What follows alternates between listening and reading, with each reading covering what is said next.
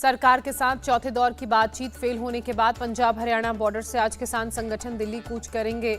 Shambhu border से 11 बजे किसान होंगे रवाना।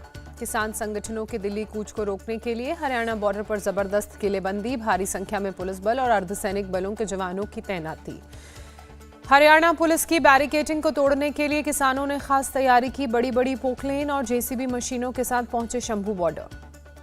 पुलिस के आंसू गैस और रबर बुलेट से बचाव के लिए खास तौर पर मॉडिफाई कराए गए पोकलेन और जेसीबी। ड्राइवर के केबिन को लोहे की मोटी शीट से कवर किया गया। जेसीबी के टायर को भी साइड से किया गया लोहे की शीट से कवर। पुलिस की गोली से टायर को बचाने के लिए किए गए खास इंतजाम। पुलिस की बैरिकेडिंग को तोड़ने के लिए किसानों के ट्रैक्टर्स खास तौर पर किए गए मॉडिफाई। कई ट्रैक्टर्स पर हेवी मेटल की प्लेट्स लगाई गईं। किसानों की तैयारी को देखते हुए हरियाणा के डीजीपी ने पंजाब के डीजीपी को लिखा खत। शंभू बॉर्डर पर किसानों की पोकलेन और जेसीबी को रोकने के लिए कहा।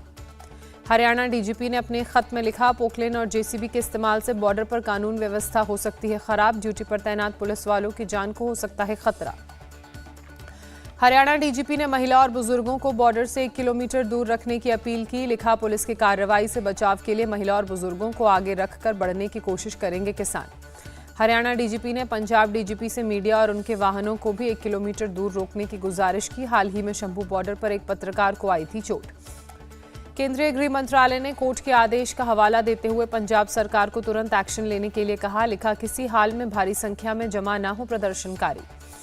गृह मंत्रालय ने हाईवे पर ट्रैक्टर ट्रॉली और जेसीबी के इस्तेमाल को रोकने के निर्देश दिए। कहा, विरोध की आड़ में उपद्रवियों ने पड़ोसी राज्यों में अशांति फैलाने की कोशिश की। पंजाब के डीजीपी ने पुलिस के सीनियर अधिकारियों को सख्त निर्देश दिए। किसी भी हाल में शंभू बॉर्डर पर न पहुंचे किसानों की पोकलेन और जेसीबी।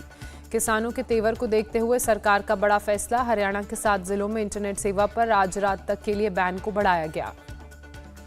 किसान आंदोलन पर पंजाब हरियाणा हाईकोर्ट ने प्रदर्शनकारियों को फटकार लगाई। पूछा, शांतिपूर्ण प्रदर्शन में ट्रैक्टरों का इस्तेमाल क्यों? भारतीय किसान यूनियन का आज उत्तर प्रदेश, हरियाणा और उत्तराखंड के जिला मुख्यालयों में प्रदर्शन होगा। ट्रैक्टर मार्च निकालने की भी है तैयारी। भारतीय किसान यूनियन के प्रवक्ता राकेश टिकैत मेरठ में करेंगे प्रदर्शन, जबकि नरेश टिकैत मुजफ्फरनगर के प्रदर्शन में लेंगे हिस्सा। दिल्ली कूच को देखते हुए केंद्रीय मंत्री अर्जुन मुंडा ने किसानों से की शांति की अपील। कहा, देश के लोग शांति चाहते हैं और बातचीत से ही समस्या का समाधान निकलेगा। किसानों के प्रदर्शन पर दिल्ली के मंत्री गोपाल राय ने कहा, बिना किसानों की आय बढ़ाए विकसित राष्ट्र संभव नहीं। चंडीगढ़ में सीएम मनोहर लाल खट्टर के आवास पर पंजाब कांग्रेस का प्रदर्शन। पुलिस ने कार्यकर्ताओं को हिरासत में लिया। कैप्टन अमरिंदर ने की पीएम मोदी से मुलाकात। कहा, प्रधानमंत्री ने किसानों के मुद्दों के जल्द समाधान का दिया आश्वासन। संदेश खाली को लेकर कोलकाता बीजेपी का प्रदर्शन आज। हजरा क्रॉसिंग से शुरू होकर सीएम ममता के घर तक जाएगी बीजेपी की टीम। संदेश खाली कांड के विरोध में आज दिल्ली में वीएचपी का प्रदर्शन। दोपहर 12 बजे जंतर मंतर पर दुर्गा वाहिनी और वीएचपी के कार्यकर्ता करेंगे प्रदर्शन। कांग्रेस नेता राहुल गांधी की भारत जोड़ो न्याय यात्रा आज पहुंचेगी उत्तर प्रदेश के उन्नाव। उसके बाद आज ही कानपुर के लिए यात्रा करेंगे राहुल। लखनऊ में न्याय यात्रा में बोले राहुल गांधी, मैंने लोगों से पूछा, इस देश में जो नफरत फैल रही है उसका कारण क्या है? लोगों ने कहा, इस देश में गरीब लोगों को न्याय नहीं मिल सकता, न्याय केवल अरबपतियों के लिए है। अमेठी में राहुल गांधी का बयान। कहा, वाराणसी में मैंने देखा लोग शराब पीकर सड़कों पर लेटे हुए हैं, बाजा बजा रहे हैं। उत्तर प्रदेश का भविष्य रात को शराब पीकर नाच रहा है। राहुल गांधी के बयान पर उठा विवाद।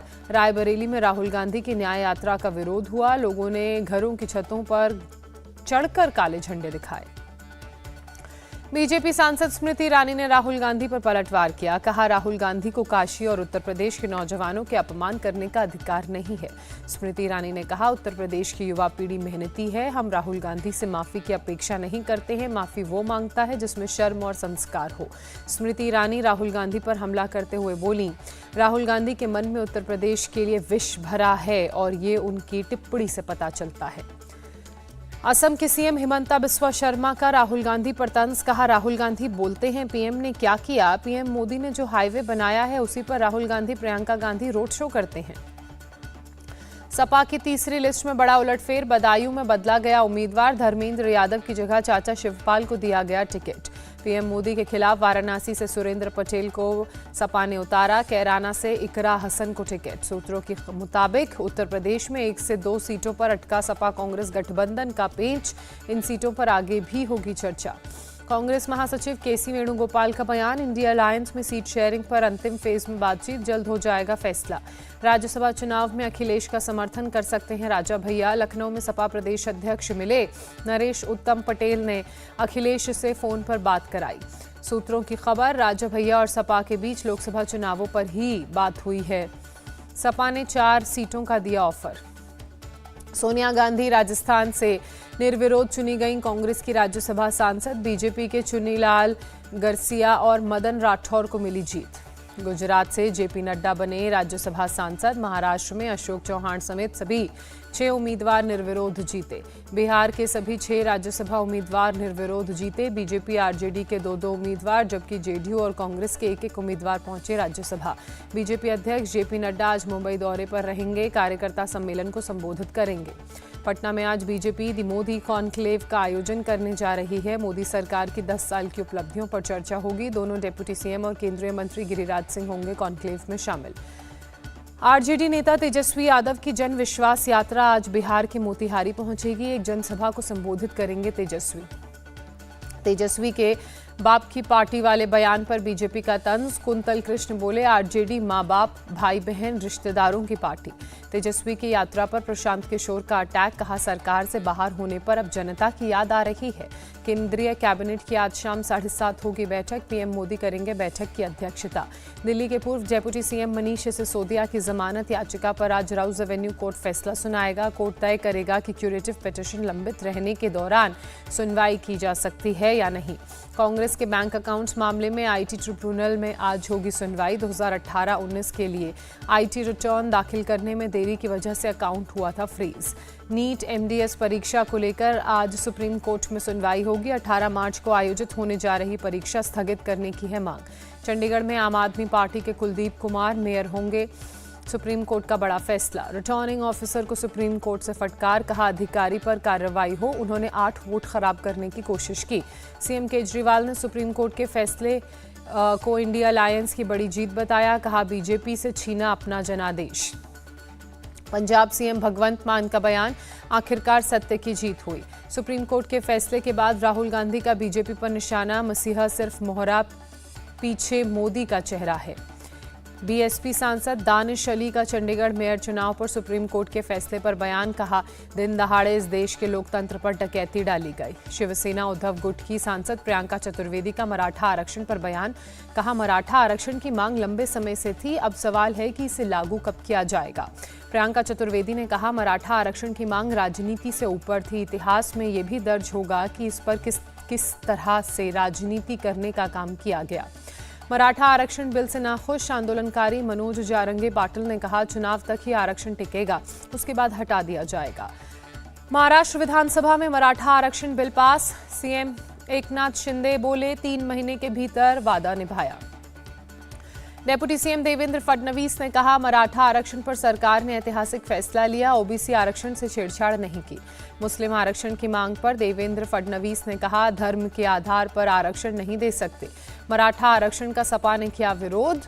विधानसभा के बाहर अबू आजमी ने मुस्लिम आरक्षण से जुड़े अध्यादेश की कॉपी फाड़कर उड़ाई। मुंबई में सपा विधायक रईस शेख की चेतावनी, मुस्लिम आरक्षण नहीं मिला तो सड़क पर उतरेंगे। मुस्लिम समाज में 50 जातियां हैं पिछड़ी। शिंदे सरकार से उद्धव ठाकरे का सवाल पूछा, सरकार बताए कितने लोगों को कहां नौकरियां मिलेंगी। कांग्रेस नेता पृथ्वीराज चौहान ने कहा चुनाव के लिए दिया मराठा आरक्षण सुप्रीम कोर्ट में टिक नहीं पाएगा। 22 फरवरी की मेहसाणा के वाडीनाथ मंदिर जाएंगे पीएम मोदी, प्राण प्रतिष्ठा के भव्य महोत्सव में शामिल होंगे।